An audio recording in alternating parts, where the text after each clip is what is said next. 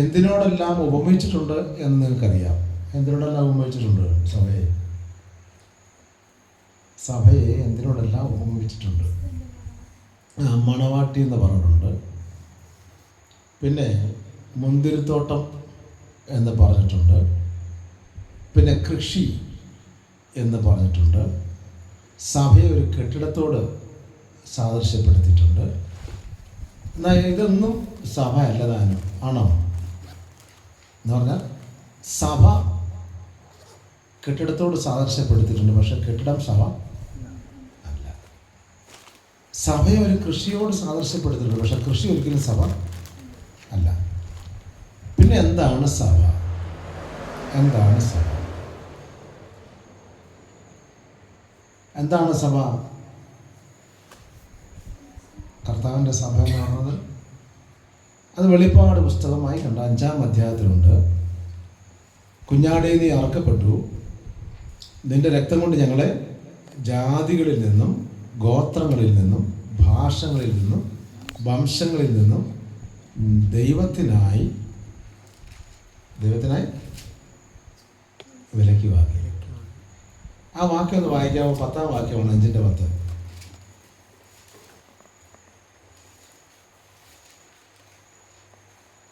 വെളിപ്പാട് 5:10.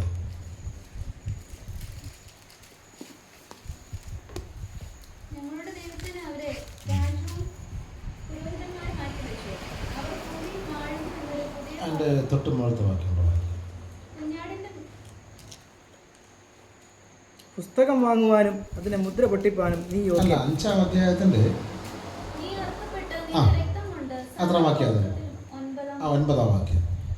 നീ അറുക്കപ്പെട്ടു, നിന്റെ രക്തം കൊണ്ട് കണ്ടോ സർവഗോത്രത്തിലും ഭാഷയിലും വംശത്തിൽ നിന്നും ജാതികളിൽ നിന്നും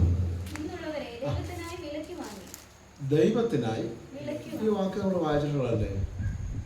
അപ്പൊ ഇങ്ങനെ വിളിച്ച് വേർതിരിക്കപ്പെട്ടവരുടെ കൂട്ടമല്ലേ സഭയെന്ന് പറഞ്ഞത്, അല്ലേ? അപ്പൊ നാം എല്ലാവരും ഇങ്ങനെ ജാതികളിൽ നിന്നും ഗോത്രങ്ങളിൽ നിന്നും ഭാഷകളിൽ നിന്നും വംശങ്ങളിൽ നിന്നൊക്കെ വേർതിരിക്കപ്പെട്ടവരാണ്.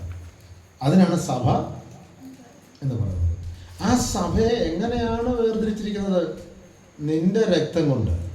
നീ അറക്കപ്പെട്ടു നിന്റെ രക്തം കൊണ്ട്. അപ്പോൾ യേശുക്രിസ്തു തകർക്കപ്പെടുകയും യേശുക്രിസ്തുവിൻ്റെ രക്തം കൊണ്ട് നമ്മളെ അത് പ്രധാനപ്പെട്ട വാക്യമുണ്ട്, ഞങ്ങളെ ദൈവത്തിനായി. നമ്മൾ അതൊക്കെയാണ് അണ്ടർലൈൻ ചെയ്ത് പഠിക്കുന്നത്. അപ്പം ഇവിടെ ഇരിക്കുന്ന നിങ്ങൾ ഓരോരുത്തരെയും കർത്താവ് രക്തം കൊടുത്തിട്ട് വീണ്ടെടുക്കുമ്പോൾ പറയുകയാണ്, ഞാനിത് ചെയ്തിരിക്കുന്നത് ദൈവത്തിനായി വിലയ്ക്ക് വാങ്ങിയതാണ്. ആർക്ക് വേണ്ട? അപ്പം നിങ്ങളെല്ലാവരും ഇപ്പോൾ ആരുടെ സ്വന്തമാണെന്നറിയാമോ? ദൈവത്തിനായിട്ട് വിലയ്ക്ക് വാങ്ങപ്പെട്ടവരാണ്. നിങ്ങൾക്ക് വില കൊടുത്തിരിക്കുന്നത് യേശുക്രിസ്തുവിൻ്റെ രക്തമാണ്. അതൊരു പകരമായിട്ട് മൂല്യമായിട്ട് കൊടുത്തിരിക്കുകയാണ്. അപ്പോൾ നിങ്ങളുടെ വിലയെന്ന് പറഞ്ഞത് അതിൻ്റെ ആകത്തുക എന്താണ്? നിങ്ങളുടെ മൂല്യം എന്ന് പറഞ്ഞാൽ എന്താണ്? ഇപ്പം അമേരിക്കന്ന് ഡോളർ അവിടെ ഒരു ഡോളർ കൊണ്ടത് ഇവിടെ. ആ ഡോളറിൻ്റെ മൂല്യം എത്രയാണ്? എത്ര? 80 രൂപ. ആ UK ഇവിടെ 40 രൂപ, 38-40 അടുത്തുള്ളൂ. പറഞ്ഞ മനസ്സിലായി? അമേരിക്കയിൽ ഒരു ഡോളർ എടുത്ത് ഈ തട്ടിലും വെച്ചിട്ട് നമ്മുടെ ഇന്ത്യൻ കറൻസി എടുത്തിട്ട് 40 രൂപ ഇവിടെ വെച്ചാൽ എങ്ങനെ ഇരിക്കും? എണ്ണം 40 20-ന്റെ 2 ആണെങ്കിൽ പോലും അതിൻ്റെ മൂല്യം എങ്ങനെയാണ്? ഒന്നല്ലേ? തുല്യമല്ലേ? ഇതുപോലെയാണ് യേശുക്രിസ്തു നമ്മെ ദൈവത്തിനായി രക്തം മറുവില കൊടുത്തിട്ട് വാങ്ങി. അപ്പം നമുക്ക് വേണ്ടി മുതൽമുടക്കിയതാണ് യേശുവിൻ്റെ രക്തമാണ്, എന്നെ മേടിക്കാൻ വേണ്ടി.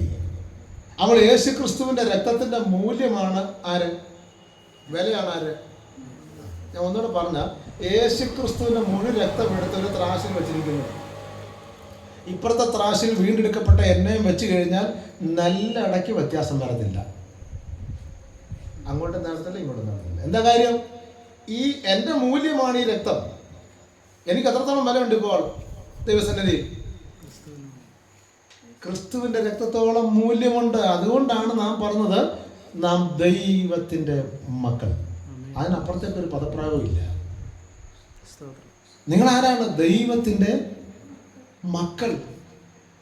കാൺമീൻ നാം ദൈവമക്കൾ എന്ന് വിളിക്കപ്പെടുവാൻ പിതാവ് എത്ര വലിയ സ്നേഹം. ആ സ്നേഹമാണ് ഈ ത്രാസിലിരിക്കുന്ന രക്തം എന്ന് പറയുന്നത്. നമ്മൾ വിളിക്കപ്പെടേണ്ടതിന് വേണ്ടി.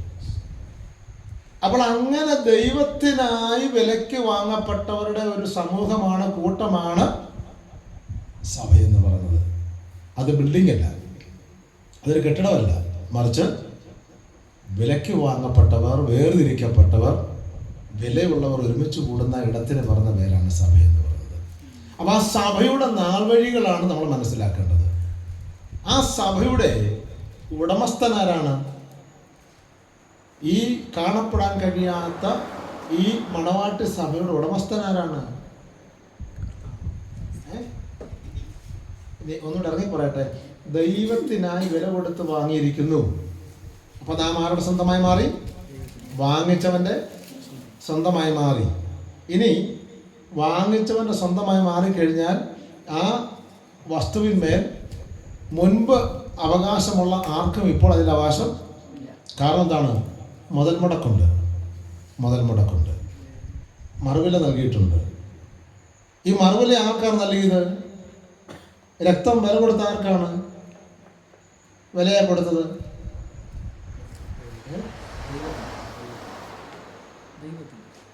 നമ്മളെ മറുവില കൊടുത്ത് വാങ്ങി എന്ന് പറഞ്ഞു. ആർക്കാ വില കൊടുത്തത്? ആർക്കാണറിയാമോ? ദൈവത്തിന് വില കൊടുത്തു. ഫൈൻ അടച്ചിട്ട് എന്ത് ചെയ്തു? എടുത്തത്. അപ്പോൾ ആ സഭയുടെ നാൾവഴികൾ എന്ന് പറഞ്ഞാൽ ഈ സഭയുടെ ഉടമസ്ഥനാരാണ്? ആരാണ്? കർത്താവാണ്. ഈ സഭയുടെ പ്രധാന ശില്പി ആരാണ്? അത് കർത്താവാണ്. ഈ സഭയുടെ പണിക്കാരനാരാണ്? കർത്താവാണ്. അതെല്ലാം വാക്യമുണ്ട്. അപ്പം നമ്മളെല്ലാവരും കൂടെ ഒരുമിച്ച് കൂടി വരുന്ന യൂണിവേഴ്സൽ ചർച്ചിനെ ഒരു സൗധമാക്കി മാറ്റിയതിൻ്റെ പിൻപിലെ വികാരമെന്ന് പറയുന്നത് ക്രിസ്തുവിനൊരു മണവാട്ടിയായി മാറുക എന്നുള്ളതാണ്. അതുകൊണ്ടാണ് ഈ സഭയുടെ ഉത്തരവാദിത്വം, ഉടമസ്ഥാവകാശം എല്ലാം ദൈവത്തിന് തന്നെയായിരിക്കുന്നത്. നിങ്ങൾ 1 തിമോഥെയോസിന്റെ ലേഖനം 3-ാം അധ്യായം 15-ാം വാക്യം, 13-14 വാക്യങ്ങൾ. ഞാൻ വേഗത്തിൽ നിന്റെ അടുക്കൽ വരുവാൻ ആഗ്രഹിക്കുന്നു.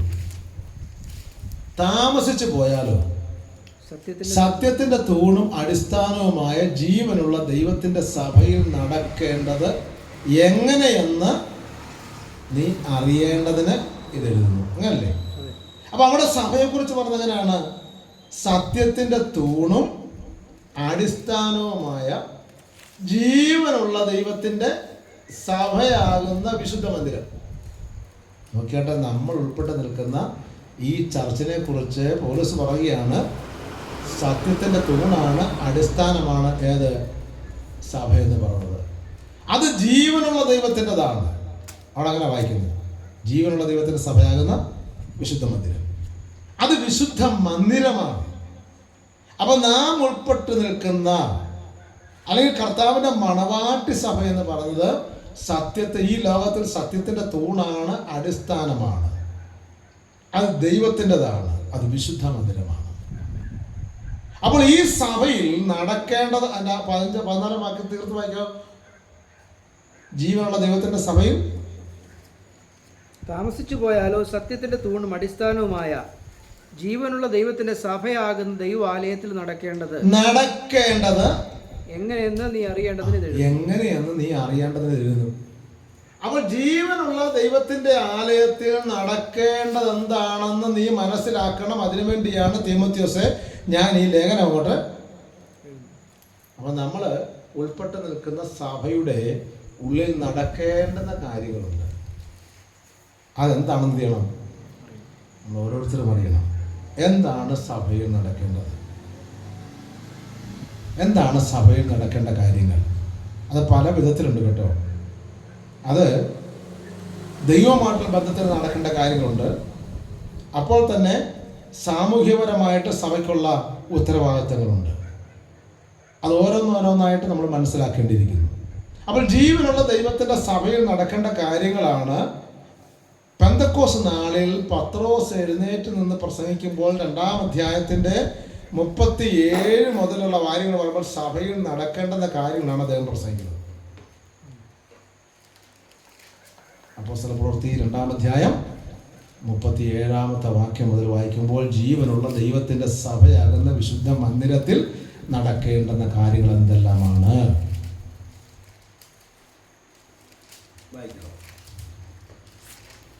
2:37. ഇത് കേട്ടിട്ട് സഹോദരന്മാരായ പുരുഷന്മാരെ, ഞങ്ങൾ എന്ത് ചെയ്യേണ്ടുവെന്ന് ചോദിച്ചു. പത്രോസ് അവരോട്, നിങ്ങൾ മാനസാന്തരപ്പെട്ട് നിങ്ങളുടെ പാപങ്ങളുടെ മോചനത്തിനായി ഓരോരുത്തൻ യേശുക്രിസ്തുവിന്റെ നാമത്തിൽ സ്നാനമേൽക്കും. അവിടെ വായിക്കുന്നത് സഭയിൽ നടക്കേണ്ടുന്ന ഒരു ശുശ്രൂഷ എന്താണ്? നിങ്ങൾ മാനസാന്തരപ്പെടണം, 2 സ്നാനപ്പെടണം. ഇത് സഭയിൽ നടക്കേണ്ട കാര്യങ്ങളാണ്. എന്താണ് ജീവനുള്ള ദൈവത്തിൻ്റെ ആലയത്തിൽ നടക്കേണ്ടത്? സഭയിൽ മാനസാന്തരം ആവശ്യമുണ്ടോ? സഭയ്ക്ക് മാനസാന്തരം ആവശ്യമുണ്ടോ? ഉണ്ട്. വെളിപ്പാട് വായിക്കേണ്ട വെളിപ്പാട് പുസ്തകം 2-ാം അധ്യായം മുതൽ 3-ാം അധ്യായം വരെയുള്ള ഭാഗങ്ങളിൽ ഏഷ്യ മൈനറിലുള്ള 7 സഭയ്ക്കുള്ള ദൂത് കൊടുക്കുമ്പോൾ ഓരോ സഭയോടും പറയുകയാണ്, നിങ്ങൾ എന്ത് ചെയ്യണം? ഏതിൽ വീണിരിക്കുന്നു എന്ന് ഓർത്തിട്ട് എന്ത് ചെയ്യണം? നിങ്ങൾ മാനസാന്തരപ്പെടണം. അപ്പോൾ മാനസാന്തരം എന്ന് പറയുന്നത് അവസാനമില്ലാതെ കണ്ടിന്യൂസ് ആയിട്ട് നടന്നുകൊണ്ടിരിക്കേണ്ട കാര്യമാണ്. ഓരോ ദിവസവും നാം രക്ഷിക്കപ്പെടുമ്പോൾ തന്നെ മാനസാന്തരത്തിൻ്റെ അനുഭവമാണ്. അങ്ങനെ മാനസാന്തരത്തിൻ്റെ അനുഭവത്തിൽ രക്ഷിക്കപ്പെട്ട് കഴിയുമ്പോൾ തുടർമാനം ഓരോ സെക്കൻഡിലും സംഭവിച്ചുകൊണ്ടിരിക്കേണ്ട കാര്യം എന്താണ്? മനസ്സിന് മാറ്റം വന്നുകൊണ്ടേയിരിക്കണം. മാനസാന്തരം. 2 പറഞ്ഞത് സ്നാനപ്പെടണമെന്നാണ്. 3-ാമത് എന്താ പറഞ്ഞത്? പരിശുദ്ധാത്മാവെന്ന ദാനത്തെ കുറിച്ചാണ്. പിന്നെ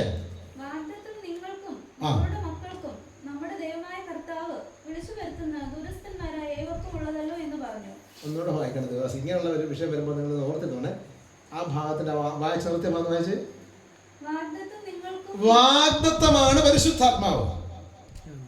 അത് കാത്തിരിക്കുന്നവർക്ക് കൊടുക്കുന്ന സാധനമല്ല, ഏതെങ്കിലും ഒരു വിഭാഗത്തിന് കൊടുക്കുന്ന സാധനമല്ലത്. അവിടെ ഇങ്ങനെ വായിക്കുന്നത്, ഇത് വാഗ്ദത്തമായതുകൊണ്ട് വിളിച്ചു വരുത്തുന്ന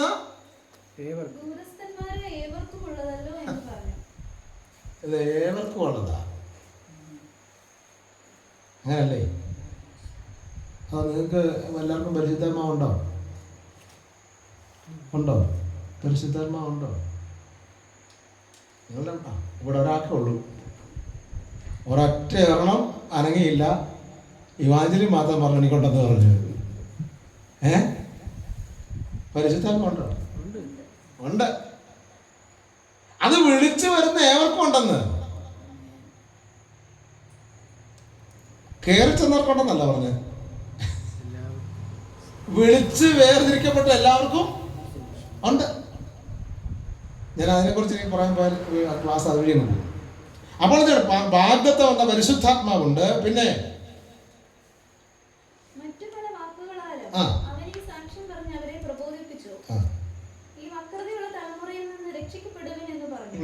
അവന്റെ വാക്ക് കൈക്കൊണ്ടവർ സ്നാനമേറ്റു.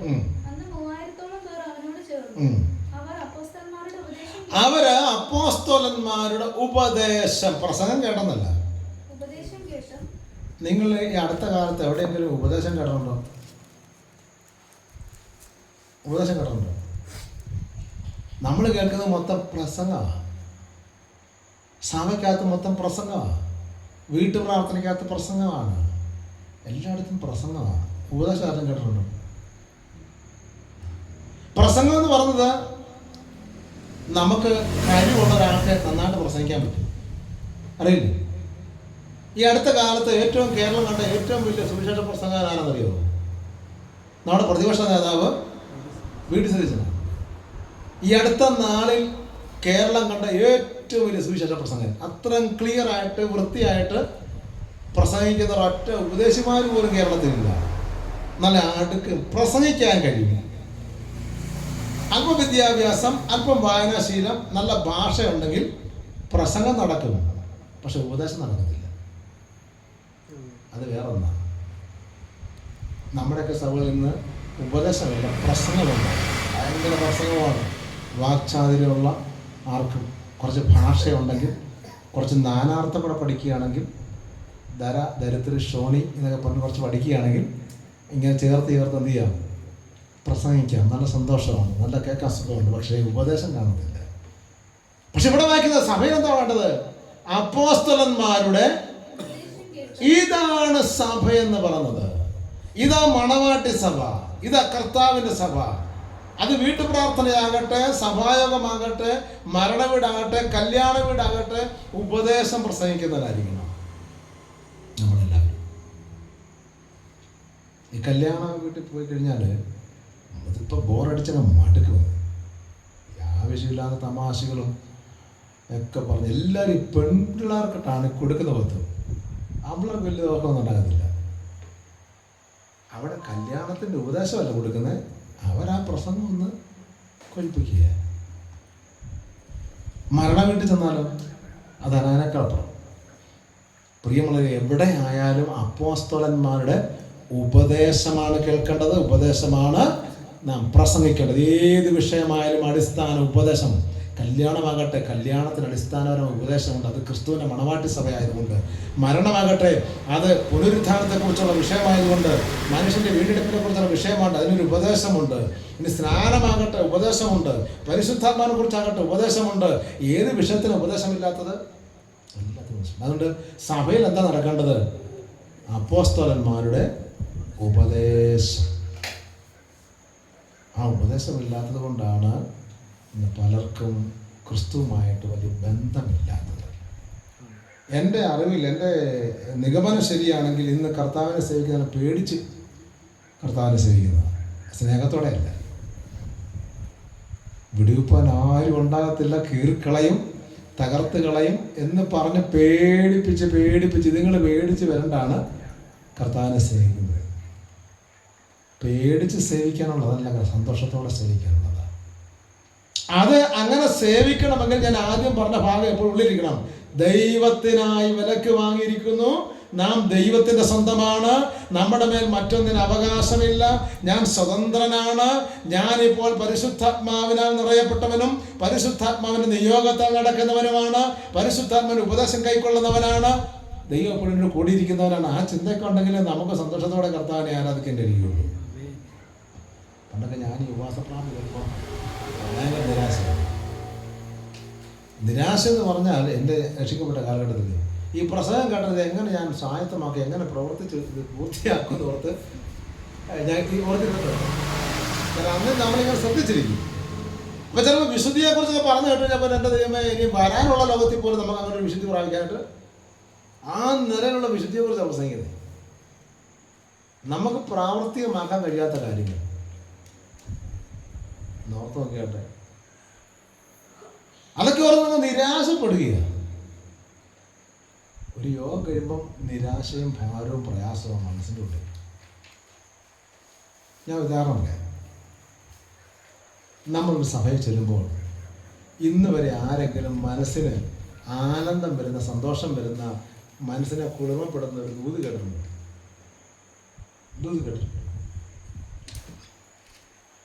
സഹോദരൻ നമ്മൾ ക്ഷീണിച്ച് അങ്ങോട്ട് ചെന്നത്, സഹോദരന് സന്തോഷം വരുന്ന, അല്ലെങ്കിൽ സഹോദരന് ബലം പ്രാപിക്കത്തക്ക നിലയുള്ള എന്തെങ്കിലും കേൾക്കുന്നുണ്ട്, ഒരു ദൂത്. അവർ പറഞ്ഞത് നമ്മുടെ തകർച്ച, ഇനി വരാൻ പോകുന്ന തകർച്ചയെക്കുറിച്ചാണ്. അതിന് നീ കുറെ കാര്യങ്ങൾ ചെയ്യണമെന്നാണ് പറഞ്ഞത്. നീ ഒരു കാര്യം ചെയ്യേണ്ടതാരും പറഞ്ഞത്. നീ ഉള്ളതാകട്ടെ ഇല്ലതാകട്ടെ, ഇന്ന കാര്യങ്ങൾ നിനക്ക് സംഭവിക്കാൻ പോവുകയാണ്. ഇപ്പോൾ സംഭവിച്ചുകൊണ്ടിരിക്കുന്നത് ഇങ്ങനെയൊക്കെയാണ്, കണ്ണുനീരാണ്, കഷ്ടതയാണ്, നീ രാത്രിയുടെ യാമൽ ഉറങ്ങാതെ കരയുകയാണ്, അതാണ് ഇതൊക്കെ പറഞ്ഞ അവസരം നമുക്ക് പറഞ്ഞു തരുന്ന ഉപാധി എന്താ അറിയാമോ? എന്തുവാ? ശരിക്കും പ്രാർത്ഥിക്കണം കേട്ടോ. ഇവൻ ഇത് കേട്ട് ഒരു പരിധിയിൽ സന്തോഷം അങ്ങോട്ട് പോയത്. ഇത് കേട്ടോ പിന്നെ അവൻ്റെ ജീവിതത്തിൽ അടുത്ത ഒരു ഭാരമായിട്ടാണ് പോരുന്നത്. പക്ഷെ ഭാരവുമായിട്ട് ചെല്ലുന്ന ഒരുവനോട് അപ്പോസ്തലന്മാരുടെ ഉപദേശം പറയുകയാണ്, നീ ഒരുപക്ഷെ ചിന്തിക്കുന്നത് നിനക്ക് കഷ്ടതയുണ്ടെന്നുള്ളതാണ്, കണ്ണുനീരുള്ളതാണ്, രോഗമായിരിക്കും. പക്ഷെ അപ്പോസ്തലന്മാർ പറയുക എന്നാണ്, എന്തറിയാമോ? വാഗ്ദത്തം നമുക്ക് നമ്മുടെ തലമുറകൾക്കുള്ളതാണ്. അവൻ അത്ഭുത മന്ത്രിയാണ്, അവൻ സൗഖ്യദായകനാണ്, അവൻ നിന്നെ പരിപാലിക്കുന്നവനാണ്, ലോകാവസാനത്തിൽ കൂടിയിരിക്കാമെന്ന് പറഞ്ഞവനാണ്. ഇങ്ങനെയുള്ള ദൈവത്തിന്റെ വാഗ്ദത്ത വചനം കേൾക്കുമ്പോഴാണ് നമുക്ക് സന്തോഷം ഉണ്ടാകുന്നത്. സ്തോത്രം. അപ്പൊ മനസ്സിലാക്കുക, ജീവനുള്ള ദൈവത്തിന്റെ സഭയിൽ നടക്കേണ്ടത് അപ്പോസ്തലന്മാരുടെ ഉപദേശം, പിന്നെ കൂട്ടായ്മ ആചരിക്കുക. അത് വലിയൊരു കാര്യമാണ് കേട്ടോ. കൂട്ടായ്മ, ഉപദേശമാണ്. ദൈവമൊക്കെ തമ്മിൽ ഒരു വലിയ ബന്ധം, ആത്മീയ ബന്ധം, കൂട്ടായ്മ ആചരിക്കുക. പിന്നെ അടുത്തത് അപ്പം നുറുക്കിയും പ്രാർത്ഥന കഴിച്ചും. ഇതെല്ലാം സഭയുടെ ഉപദേശമാണ്. ജീവനുള്ള ദൈവത്തിൻ്റെ സഭയിൽ നടക്കേണ്ട കാര്യങ്ങൾ ഇതെല്ലാമാണ്. ഇതൊക്കെ നമ്മുടെ സഭയിലുണ്ടോ? ഏത് സഭയായിക്കോട്ടെ, ഇത് ഇല്ല എങ്കിൽ അതിനെ മണവാട്ടി സഭയെന്നോ കർത്താവിൻ്റെ സഭയെന്നോ പറയാനായിട്ട് കഴിയില്ല. നിങ്ങൾ കർത്തൃഭാഷ എടുത്തിട്ട് എത്ര വർഷമായി? കർത്തൃഭാഷ എടുത്തിട്ട് വിട്ടുകളാ വിഷയം വിട്ടങ്ങൾ. അപ്പൊ ഇതെല്ലാം ജീവനുള്ള ദൈവത്തിന്റെ സഭയിൽ നടക്കേണ്ട കാര്യങ്ങളാണ്. അപ്പൊ ഇങ്ങനെയാണ് സഭ എന്ന് പറയുന്നത്, ജീവനുള്ള ദൈവത്തിന്റെ സഭയിൽ നടക്കേണ്ട കാര്യങ്ങൾ. ഈ സഭയാണ് ഈ കൃപായുഗത്തിൽ ഈ ഭൂമിയിൽ കർത്താവിന് വേണ്ടി നിൽക്കുകയാണ്. ഈ സഭയാണ് എടുത്തുകൊള്ളപ്പെടുന്നത്. ഏ സഭ? ദൈവത്തിനായി വിലക്ക് വാങ്ങപ്പെട്ടവർ മാത്രം. നിങ്ങൾ ഒരുപക്ഷെ ഏതെങ്കിലും ലോക്കൽ ചർച്ചിൻ്റെ മെമ്പറായിരിക്കും, കർത്താവിൻ്റെ സഭയുടെ മെമ്പറല്ല. ഞാൻ ഇമ്മാനുവൽ ചർച്ചിൻ്റെ മെമ്പറാണ്. പക്ഷേ യൂണിവേഴ്സൽ ചർച്ചിൻ്റെ മെമ്പറാണെന്ന് ഇല്ല. നിങ്ങളൊക്കെ ഓരോ സഭയുടെ മെമ്പർമാരായിരിക്കും. ആ സഭയെ ചേർക്കാനല്ല വരുന്നത്. ദൈവത്തിനായി വിലക്കി വാങ്ങപ്പെട്ട കർത്താവിൻ്റെ മണവാട്ടി, കർത്താവിൻ്റെ സഭയെ ചേർക്കാനാണ് ആര് വരുന്നത്? സ്തോത്രം. അപ്പൊ ആ സഭയെ ചേർക്കാൻ വരുന്ന ആ നിമിഷം എന്ന് പറയുന്നത് ഏറ്റവും വിലപ്പെട്ട ഒരു നിമിഷമാണ്. ആ ഒരു സെക്കൻഡിന് വേണ്ടിയാണ് നാം ഇങ്ങനെ ഇവിടെ നോക്കി പാർക്കുന്നത്. അത് അധികം നേരമില്ല കേട്ടോ, അധികം സമയമില്ല, സെക്കൻഡുകൾ മാത്രമേ ഉള്ളൂ. ഏത്? ഈ സഭ ഇവിടെ വരുന്നതിന്, സഭ എടുക്കപ്പെടുന്നതിന് എത്ര സെക്കൻഡ് ഉണ്ട്? സഭ എടുക്കപ്പെടാൻ ഒരു സെക്കൻഡേ ഉള്ളൂ. അര സെക്കൻഡ്. കണ്ണു വയ്ക്കുന്നതിനിടയിൽ നൊടി നേരത്തിനുള്ളിൽ കർത്താവ് വരികയും സഭ എടുക്കപ്പെടുകയും ചെയ്യുകയാണ്. ആ ഒരു നാളിന് വേണ്ടിയാണ് നാം ഇവിടെ ആയിരിക്കുന്നത്. പൗലോസ് പറയുകയാണ്, നൊടി നേരത്തെ ലഘു കഷ്ടം, അത്യന്തം അനവധി നിത്യ തേജസ്സിന്റെ കനം ഞങ്ങൾക്കായിട്ട് ഉണ്ട് എന്നറിഞ്ഞിട്ട് കഷ്ടങ്ങളിലും. അവിടെ പൗലോസ് പറയുകയാണ്, യേശു ക്രിസ്തു വരുന്ന ആ നിമിഷം വരെയുള്ള ഞങ്ങളുടെ ജീവിത കാലഘട്ടം എന്ന് പറയുന്നത് നൊടി നേരത്തെ ലഘു കഷ്ടമാണ്. ഇന്ന് പകൽ ഞാനൊരു കാര്യം ഉറപ്പിക്കട്ടെ, നിങ്ങൾ കഷ്ടം സഹിക്കുന്നവരാണോ? നിങ്ങൾ പ്രയാസം അനുഭവിക്കുന്നവരാണോ? നിങ്ങൾ ഹൃദയത്തിൽ വേദന ഉള്ളവരാണോ? ഒറ്റപ്പെടലുള്ളവരാണോ? ആമൻ തകർച്ചയുടെ വക്കിലാണോ? നീ എന്തിനാ നിരാശപ്പെടുന്നത്? എന്തിനാ നീ ഭാരപ്പെടുന്നത്? ഒരുപക്ഷെ നിന്റേതല്ലാത്ത കാരണത്തിനായിരിക്കും നീ വേദനിക്കുന്നത്. പൗലോസ് എന്താ പറഞ്ഞത്? രക്ഷിക്കപ്പെട്ട ഒരു ദൈവത്തിന് അത് നൊടി നേരത്തെ പറഞ്ഞാൽ നീ ജീവിച്ചത് 80 വർഷമായിരിക്കും. ഈ 80 വർഷം നീ കഷ്ടം സഹിച്ചിരിക്കും. പക്ഷെ ആ നേരത്തെ കുറിച്ച് പൗലോസ് പറയാണ്, നൊടി നേരത്തെ കഷ്ടമാണ്. അത് ലഘുവായ കഷ്ടമാണ്. എന്താ? ഞങ്ങളെ അത്യന്തം അനവധി തേജസ്സിന് നിത്യകാലം ഉള്ളത് കൊണ്ട് ഈ ലോകത്തിലെ കഷ്ടങ്ങൾ ലഘുവാണ്, നൊടി നേരത്തേക്കാണ്. നമുക്ക് ചിലതൊക്കെ വഹിക്കാൻ കഴിഞ്ഞതിനപ്പുറമായിരിക്കും. ചില കഷ്ടങ്ങളെ വഹിക്കുന്നതിനപ്പുറമായിരിക്കും, ഹൃദയത്തിന് താങ്ങാൻ കഴിയത്തില്ലായിരിക്കും. എൻ്റെ പൊന്നു സഹോദരന്മാരെ, ലഘു കഷ്ടമായിട്ട് തന്നെ കാണണം. നൊടി നേരം കൊണ്ട് തീർന്നു പോകുന്നു. പൗലോസിൻ്റെ കഷ്ടതയെക്കുറിച്ച് പഠിച്ചാൽ അക്കമിട്ട് പൗലോസ് പറയുന്നു. അക്കമിട്ട് പറയുകയാണ്. വായിച്ചാൽ മതി, വെപ്പെടുക്കണ്ട.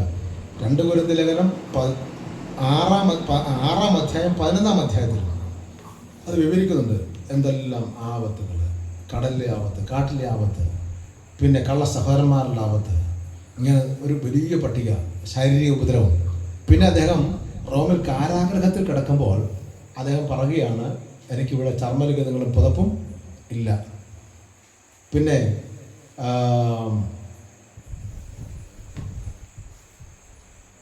ചെമ്പുപണിക്കാരനായ അലക്സാണ്ടർ എനിക്ക് വലിയ ദ്രോഹം ചെയ്തു.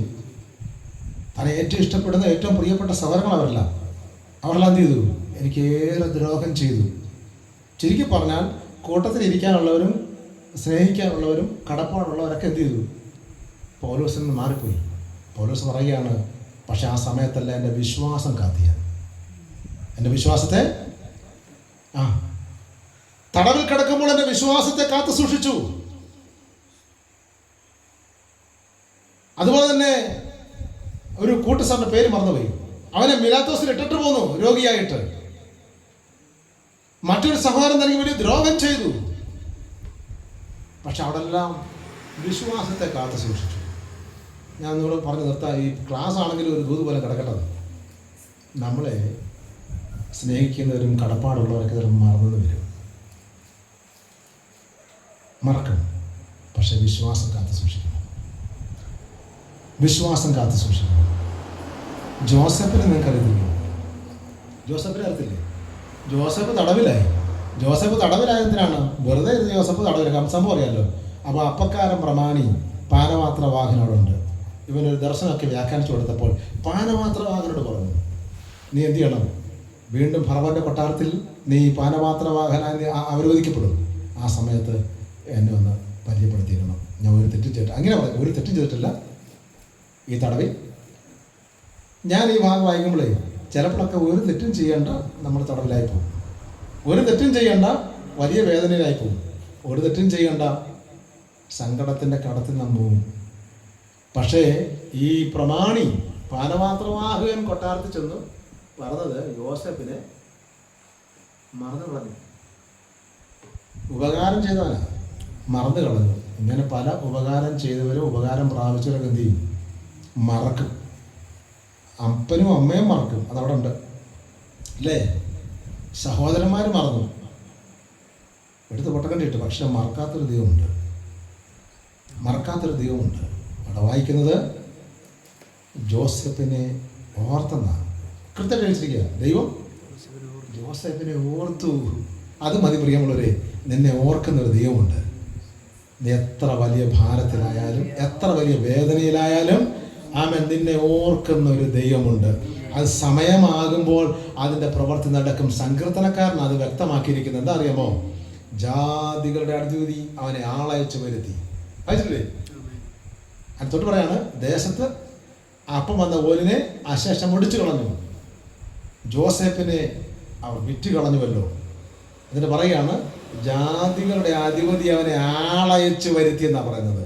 എന്ന് പറഞ്ഞാൽ ജോസഫിനെ ഉപകാരപ്പെട്ടവരും കടപ്പാടുള്ളവരും മറന്നു കളഞ്ഞപ്പോൾ ഒരു ദിവസം പ്രഭാതമായപ്പോൾ ഫറവോൻ ആളയച്ച് തടവറയിൽ കിടന്ന ജോസഫിനെ ആളയച്ച് വരുത്തി എന്നാ പറഞ്ഞത്. ഒറ്റ ദർശനം കൊണ്ട് ഫറവോന് കൊടുത്ത ഒറ്റ വെളിപ്പാട് കൊണ്ട്, അതിൻ്റെ വ്യാഖ്യാനം കൊണ്ട് ഈ ജോസഫിൻ്റെ സ്ഥിതിക്ക് മാറ്റം വന്നു. ജോസഫിനെ ആളയച്ച് വരുത്തി, മറന്നുപോയവനെ ആളയച്ച് വരുത്തിയിട്ട് പറയുകയാണ്, നീ ഇത് വ്യാഖ്യാനിക്കണം. അങ്ങനെയാണ് ആ ദർശനം വ്യാഖ്യാനിക്കുകയും പിന്നീട് ജോസഫ് മിസ്രൈമിലെ മന്ത്രിയായിട്ട് എന്ത് വേദന സഹിച്ചതാ, എന്ത് കഷ്ടം സഹിച്ചതാ. ദൈവം മറക്കത്തില്ല, ദൈവം മറക്കത്തില്ല. സ്തോത്രം. അപ്പോൾ നാം മനസ്സിലാക്കേണ്ടത്, നമുക്ക് ആശ്വാസം, നമ്മെ ബലപ്പെടുത്തുന്നത്, നമ്മെ ശക്തീകരിക്കുന്നതാണ് ഉപദേശം എന്നൊക്കെ പറയുന്നത്. അതുപോലെ തന്നെ ഇത് ദൈവത്തിൻ്റെ സഭയിൽ നടക്കേണ്ട കാര്യമാണ്. അങ്ങനെ മുന്നോട്ട് പോകുന്നത് നമുക്ക് കർത്താവിൻ്റെ കാഹളം ധ്വനിക്കുമ്പോൾ നൊടി നേരം കൊണ്ട് ലഘു കഷ്ടം മറന്നിട്ട് നാം എല്ലാവരും ഈ ആകാശവരവിലേക്ക് എടുക്കപ്പെടും. ആകാശവരവിലേക്ക് എടുക്കപ്പെടും. അതാണ് തെസ്സലോനിക്ക ലേഖനം 4:16 വായിക്കുന്നത് മരണ വീട്ടിൽ മാത്രം കേൾക്കുന്ന ഒരു വാക്യമാണ്. സഭ കേട്ടിട്ടില്ലല്ലോ. കേൾക്കുന്നുണ്ടോ? ഇല്ല. എന്താ വാക്യം? കർത്താവ് ഗംഭീരനാദത്തോടും പ്രധാന ദൂതന്റെ ശബ്ദത്തോടും ദൈവത്തിന്റെ കാഹളത്തോടും കൂടെ സ്വർഗത്തിൽ നിന്ന് ഇറങ്ങി വരും. മുമ്പേ മരിച്ചവർ അക്ഷയരായി ഉയർക്കും. ജീവനോടെ ശേഷിക്കുന്നവരായ നാം രൂപാന്തരം പ്രാപിച്ച് കർത്താവിനെ എതിരേൽപ്പാൻ മേഘങ്ങളിലേക്ക് എടുക്കപ്പെടും. ഇങ്ങനെ നാം അവരോടുകൂടെ ആയിരിക്കും. ഇതാ പൗലോസിന്റെ വാഞ്ച. എൻ്റെ കർത്താവ് വരുമ്പോൾ ഞാൻ അവരോടുകൂടെ തേജസ്സിൽ എടുക്കപ്പെടും. ഈ പ്രത്യാശയൊക്കെ ഉണ്ടപ്പെടുമ്പോഴേ ഈ പ്രത്യാശയിലാണ് ജീവിക്കേണ്ടത്. നാം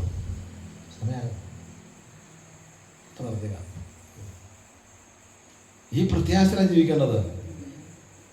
കാഹളം ധ്വനിക്കുക എന്ന് പറഞ്ഞാൽ ഒറ്റ ക്ഷണത്തിൽ സംഭവിക്കുന്നതല്ല. കാഹളത്തെ കുറിച്ച് അവിടെ പഠിക്കുന്നുണ്ട്, അത് പഠിക്കുന്ന സമയമില്ല. 3 കാര്യങ്ങളാണ് അവിടെ ശബ്ദം, 3 ശബ്ദമാണ് അവിടെ. ഏതൊക്കെയാണ്? കർത്താവ് ഗംഭീരനാദം, പ്രധാന ദൂതന്റെ ശബ്ദം, ദൈവത്തിന്റെ കാഹളം. അതിന്റെ ഓർഡർ അനുസരിച്ച് പറയാണ്, ഗംഭീരനാദം മൂലമ്പോൾ എന്താ സംഭവിക്കുക? യോഹന്നാൻ വായിക്കണ്ട 5:24 കല്ലറകളിലുള്ളവരെല്ലാവരും അവന്റെ ശബ്ദം കേൾക്കും. മരിച്ച വിശുദ്ധന്മാർ ജീവനായിട്ട് ഉണർന്നെഴുന്നേറ്റ് വരും. അപ്പൊ ഗംഭീരനാദം എന്തിനാണ്? കല്ലറകളിൽ വിശ്രമിക്കുന്ന സകല വിശുദ്ധന്മാരും ഉയർക്കുന്നതിന് വേണ്ടി ഗംഭീര ധ്വനി മുഴങ്ങും. ഇതെല്ലാം ഒന്നിച്ച് നടക്കുന്ന സംഭവങ്ങളാണ്, ഒറ്റ സെക്കൻഡ് നടക്കുന്ന സംഭവമാണ്.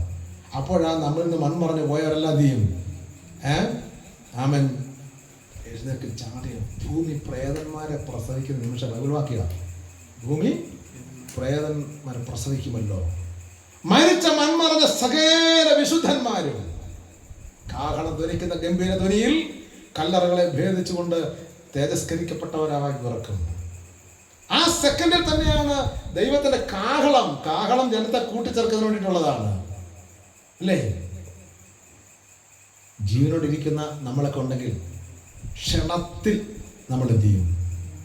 നമ്മുടെ ശരീരത്തിന്റെ പ്രകൃതം മാറുന്നു, നാം രൂപാന്തരപ്പെടുകയാണ്. രൂപാന്തരത്തെക്കുറിച്ച് നിങ്ങൾക്ക് അറിയാമോ? രൂപാന്തരത്തെക്കുറിച്ച്, രൂപാന്തരം എന്ന് പറഞ്ഞാൽ തന്നെ മാറ്റമൊന്നുമില്ലേ അർത്ഥം?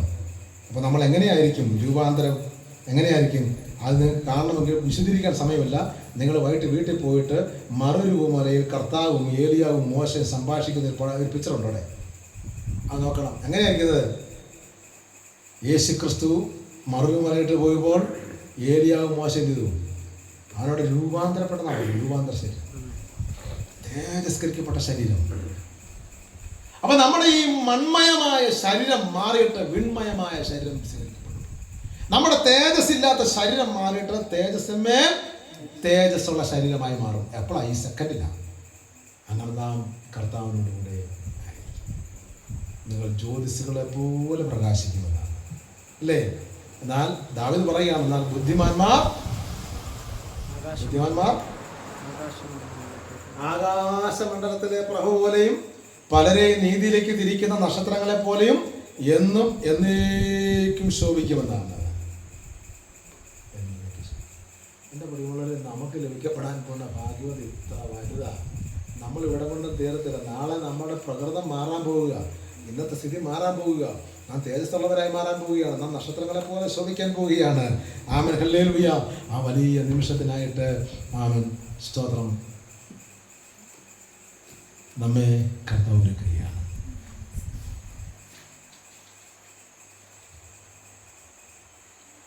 നമ്മളെ എന്തിനാണ് അങ്ങനെ ഒരുക്കുന്നത് അറിയാമോ? അതോടെ പറഞ്ഞു നിർത്താം. 16 സങ്കീർത്തനത്തിന്റെ 5 വാക്യം ഒന്ന് വായിക്കണം. ദാവീദിന്റെ സ്വർണ്ണഗീതമൊക്കെ 5. എന്റെ അവകാശത്തിന്റെയും പാനപാത്രത്തിന്റെയും പങ്ക് യഹോവയാണെന്ന് വായിച്ചിട്ടുണ്ടല്ലേ? നമ്മുടെ പുറകിരിക്കുന്ന സഹോദരൻ അല്ല പറഞ്ഞേ? നമ്മുടെ അവകാശത്തിന്റെയും നീ എനിക്കുള്ള ഓഹരിയെ, അവകാശത്തിന്റെ ഓഹരി, അല്ലേ? അവകാശമുണ്ട്. അതിലൊരു ഓഹരി ബിസംബാസുടെ പപ്പായും അമ്മയും കൂടെ കൂടി അവിടെ 20 സെൻറ്റ് സ്ഥലവും ഒരു വീടും അമ്മയുടെ വീടിൻ്റെ പപ്പാടെ വീട്ടില്ല. അപ്പം നമ്മുടെ ചിഹ്നവും പറഞ്ഞു, ബിസംബാസും പറഞ്ഞു ഞങ്ങൾക്ക് അവകാശമുണ്ടെന്ന് പറഞ്ഞു. എവിടെയാണ്? വേറെ നിലത്താണ് ഞങ്ങളുടെ അവകാശം. എന്താ എൻ്റെ കാര്യം? പപ്പായും അമ്മയും കൂടെ കൂടി ഉണ്ടാക്കിയിട്ടിരിക്കുന്ന ഞങ്ങളുടെ അവകാശമാണ്. ചിന്നു പറഞ്ഞു എനിക്ക് അവകാശമുണ്ട്, വിശ്വാസം പറഞ്ഞു എനിക്ക് അവിടെ അവകാശമുണ്ട് കേട്ടോ. എന്നിട്ട് പറഞ്ഞു എനിക്ക് ഓഹരി അവകാശം ഉണ്ട്. അപ്പോൾ തന്നെ എന്തുണ്ട്? അതിനർത്ഥം എന്താ? ഞങ്ങൾക്കായിട്ടുള്ള ഒരവകാശം. ഒന്നിലധികം പേരുണ്ട്, അപ്പം അവർക്കെല്ലാം ഉള്ളതാണ് അവകാശം. പക്ഷെ എനിക്ക് അതിനകത്തൊരു ഓഹരിയുണ്ട്. അതിൻ്റെ ഒരു ഭാഗം ആർക്കുള്ളതാണ്? എനിക്കുള്ളതാണ്. അങ്ങനെയല്ലേ? ഒരേക്കർ സ്ഥലം അവകാശമായിട്ടുണ്ട് എല്ലാവർക്കും. ഇവിടെ പിതാവ് ഉണ്ടാക്കിയതാണ്. അതിനകത്ത് എനിക്കൊരു ഓഹരി. ഇവിടെ വായിക്കുന്നത് എൻ്റെ അവകാശത്തിൻ്റെയും പാനപാത്രത്തിൻ്റെയും പങ്ക് അതിനകത്ത് എനിക്കുള്ളൊരു ഓഹരിയെ അതിൻ്റെ ഒരു അളവുനൂൽ മനോഹര ദേശത്ത് കൊണ്ടിരിക്കുന്നു. അങ്ങോട്ട് കിടക്കുന്നില്ല ഇപ്പോൾ. അപ്പോൾ അവകാശമുണ്ട്. ആ അവകാശത്തിൻ്റെ അകത്തൊരു ഓഹരി ഉണ്ട്. ആർക്കുള്ള? ദൈവസഭയ്ക്കുള്ളതാണ്. എന്താണ് അവകാശം? എന്താ അവകാശം? 1 പത്രോസ് 1:4 അന്ത്യകാലത്ത് വെളിപ്പെടുവാൻ ഒരുങ്ങിയിരിക്കുന്ന രക്ഷയ്ക്ക് വിശ്വാസത്താൽ ദൈവശക്തിയാൽ കാക്കപ്പെടുന്ന നിങ്ങൾക്ക് വേണ്ടി സ്വർഗത്തിൽ സൂക്ഷിച്ചിരിക്കുന്നതും. എവിടെയാ? സ്വർഗത്തിൽ സൂക്ഷിച്ചിരിക്കുന്നതും ക്ഷയം, വാട്ടം, മാലിന്യം എന്നിവയില്ലാത്ത നല്ലൊരു അവകാശത്തിനായി നിങ്ങളെ വീണ്ടും ജനിപ്പിച്ചിരിക്കുന്നു. നിങ്ങൾ വീണ്ടും ജനിച്ചവരാണോ? നിങ്ങൾ വീണ്ടും ജനിച്ചവരാണോ? പുതിയ ജന്മം പ്രാപിച്ചവരാണോ? അതെ. നാമല്ലേ ദൈവമക്കൾ? അതെ.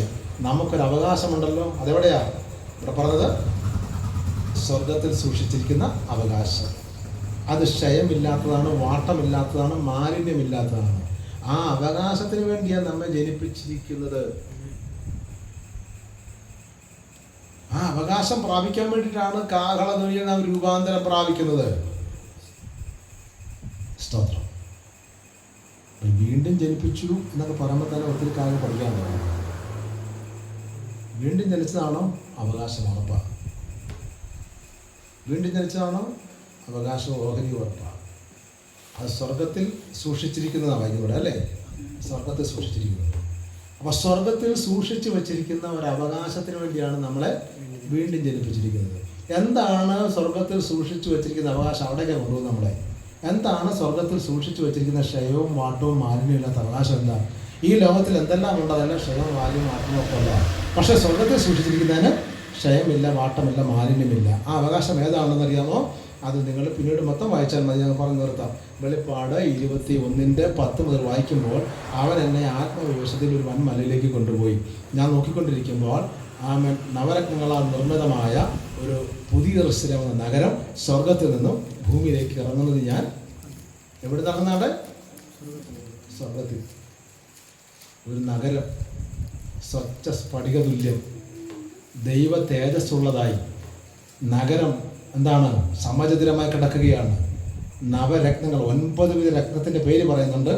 ഓരോ അടിസ്ഥാനവും ഓരോ രത്നം കൊണ്ട് അലങ്കൃതമാണ്. ആമേൻ. അവിടെ തങ്കത്തെരുവീതി എന്നാണ് പറയുന്നത്. ആമേൻ. നവസ്വതന്ത്രം ദൈവ തേജസ്സുണ്ട്. നോക്കുക, ഈ തങ്ക നിർമ്മിതമാണ്, നവരത്നങ്ങളാൽ നിർമ്മിതമാണ്. അങ്ങനെയുള്ള വലിയൊരു നഗരം ദൈവ തേജസ്സനാൽ നിറഞ്ഞ് ഇങ്ങോട്ട് ഇറങ്ങി വരികയാണ്. ഇത് സ്വർഗത്തിൽ സൂക്ഷിച്ചിരിക്കുന്നതാണ്. അതിനാണ് ഞാൻ കഴിഞ്ഞ ആഴ്ച ഉറപ്പിച്ചത്, ദൈവം ശില്പിയായി നിർമ്മിച്ചതും അടിസ്ഥാനമിട്ടതുമായ നഗരമെന്ന് പറഞ്ഞ് ഇതാണ്. ഈ അവകാശത്തിന് വേണ്ടിയാണ് നമ്മളെ വീണ്ടും ജനിപ്പിച്ചിരിക്കുന്നത്. ഈ അവകാശം പ്രാപിക്കേണ്ടതിന് വേണ്ടിയാണ് ഈ നെടുനേരത്തിലേക്ക് കഷ്ടം വിട്ടിട്ട് തേജസ്കരിക്കപ്പെട്ടവരായി നമ്മെ കർത്താവ് എടുത്തുകൊള്ളപ്പെടുന്നത്.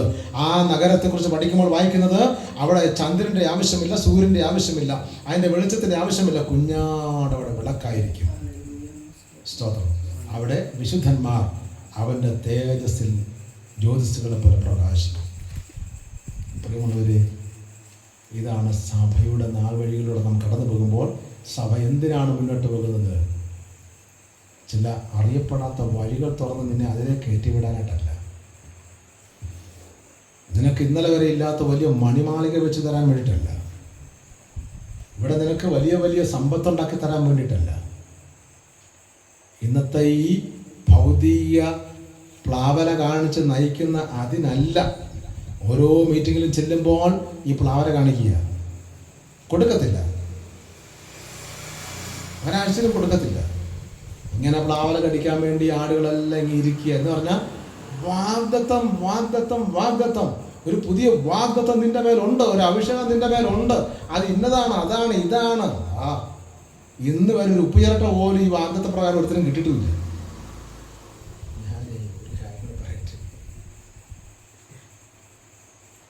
എൻ്റെ ജീവിതത്തിൽ വാഗ്ദത്തം നിവൃത്തിയില്ല, പിന്നെ നിനക്ക് ഞാൻ എന്നാ വാഗ്ദത്തം തരാൻ വേണ്ടി വരുന്നു? എൻ്റെ തലമുറ ഇതുവരെ നല്ല നിലയിലെത്തിയിട്ടില്ല.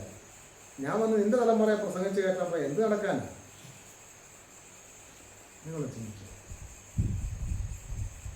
ഒരു പുതിയ അഭിഷേകം കൊടുക്കുക, അവൻ്റെ വീട്ടിൽ വെച്ച് നോക്കണം, വെള്ളം കുടിക്കത്തില്ല. അഭിഷേകം കൊടുക്കുന്നുണ്ട്.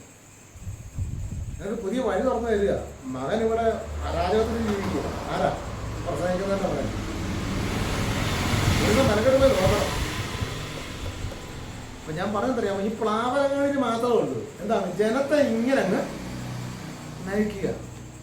ഇതിനു വേണ്ടിയിട്ടല്ല കർത്താവ് നമ്മെ സ്നേഹിക്കുന്നത്.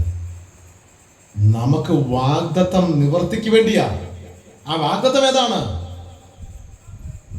ഭോഷ്കില്ലാത്ത ദൈവം സകല കാലത്തിന് മുമ്പേ വാഗ്ദത്തം ചെയ്ത ഒരു നിത്യജീവനുണ്ട്. തീത്തോസ് 2-ാം വാക്യം വായിക്കണ്ട, 1:2. ഭോഷ്കില്ലാത്ത ദൈവം, ഭോഷ്ക്ക് പറയാത്ത ദൈവം സകല കാലത്തിന് മുമ്പേ കഴിഞ്ഞ കാല നിത്യതയിൽ എനിക്ക് നിങ്ങൾക്ക് വാഗ്ദത്തം ചെയ്തത് നിത്യജീവനാണ്. ഇതാ വാഗ്ദത്തം. ഇതിനപ്പുറത്തേക്ക് ഒരു വാഗ്ദത്തവും ഇല്ല. നീ പഠിച്ചാൽ നിനക്ക് ജോലി മേടിക്കാം. പഠിച്ചിട്ട് പോയി പരീക്ഷ എഴുതിയാൽ PSC എഴുതി പാസ്സായ സർക്കാർ ജോലി മേടിക്കാം. കൂലിപ്പണി എടുത്താൽ വൈകിട്ട് 1000 രൂപ കിട്ടും. റബ്ബർ വെട്ടാൻ പോയാൽ ഇതൊന്നും ചെയ്യാതെ വാഗ്ദത്തം ഉണ്ടെന്ന് പറഞ്ഞിരുന്നാൽ എന്താ പോയി?